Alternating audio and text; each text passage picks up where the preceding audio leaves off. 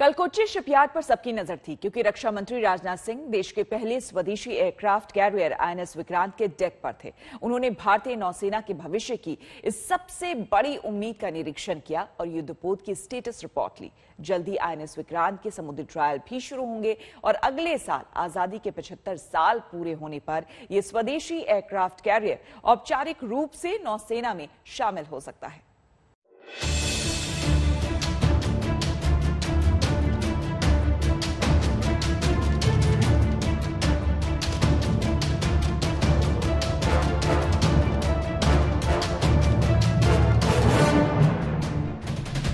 दुश्मन में सिहरन का नाम है भारतीय नौसेना।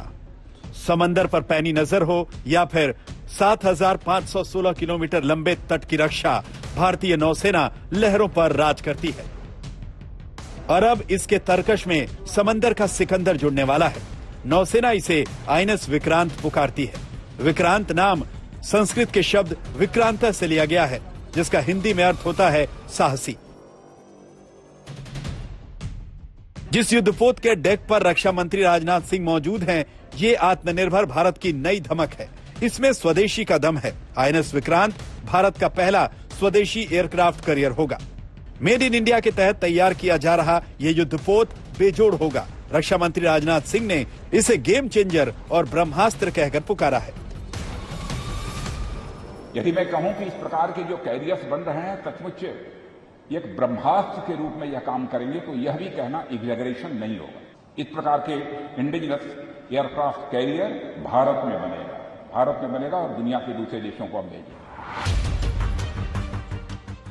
आईएनएस विक्रांत का निर्माण आखिरी चरण में है। नौसेना का लक्ष्य इसे अगले साल कमीशन करने का है, यानी विश्व की 5वीं सबसे बड़ी नौसेना के तर्कश में अब एक और अजेय योद्धा शामिल होगा।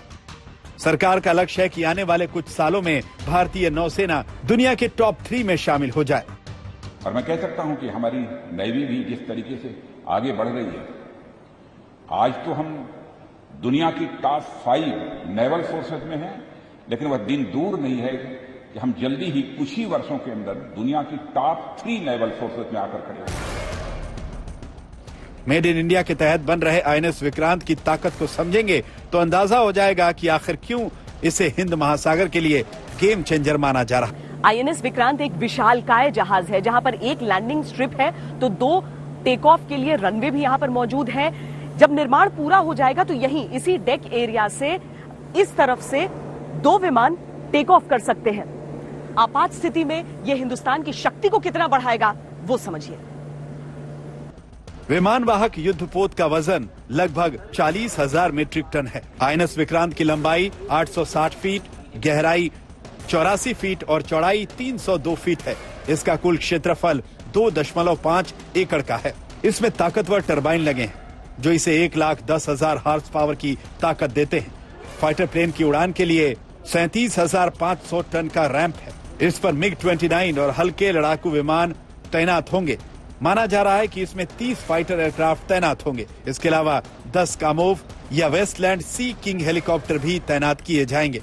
युद्धपोत में 64 बराक मिसाइलें लगी होंगी जो जमीन से हवा में मार करने में सक्षम हैं। नेवी ने पोत पर लंबी दूरी की जमीन से हवा में मार करने वाली मिसाइलों को इंटीग्रेट करने का काम शुरू कर दिया है। युद्धपोत 52 किलोमीटर प्रति घंटे की रफ्तार से समुद्र की लहरों को चीर कर आगे बढ़ सकता है। ये एक बार में 15,000 किलोमीटर की यात्रा तय कर सकता है, यानी हिंद महासागर में चीन के दबदबे को चुनौती देने में ये पूरी तरह सक्षम है। चाइना की गतिविधियां इंडियन ओशन रीजन में बढ़ती जा रही हैं, उसकी चुनौतियां बढ़ती जा रही हैं और बड़ा लाजमी है कि हिंदुस्तान जो है कंप्लीट इंडियन ओशन रीजन को from the Horn of Africa to Straits of Malacca को सी कंट्रोल और सी डोमिनेशन करे।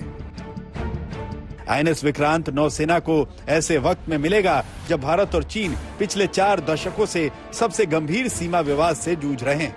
हिंद महासागर में चीन का बढ़ता प्रभाव भारत ही नहीं पूरी दुनिया के लिए एक मुश्किल सवाल बनकर उभरा है। चीन ने पिछले दशक में हिंद महासागर क्षेत्र में अपनी उपस्थिति कई गुना बढ़ाई है। इसीलिए भारत के लिए एक्स्ट्रा सावधानी बरतना और अपनी नौसेना की ताकत बढ़ाना जरूरी हो गया है।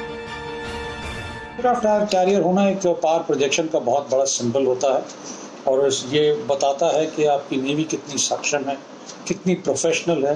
The future of the country lies with the navy. जितनी नेवी स्ट्रांग होगी उतना ही कंट्री स्ट्रांग होगा, उतनी ही इकोनॉमिक प्रॉस्पेरिटी होगी, उतना ही पीस और सिक्योरिटी को वो गारंटी कर सकता है। इसमें कोई संदेह नहीं कि आईएनएस विक्रांत के बेड़े में शामिल होने के बाद बड़ा अंतर आएगा। भारत के पास 2 विमान वाहक युद्धपोत हो जाएंगे।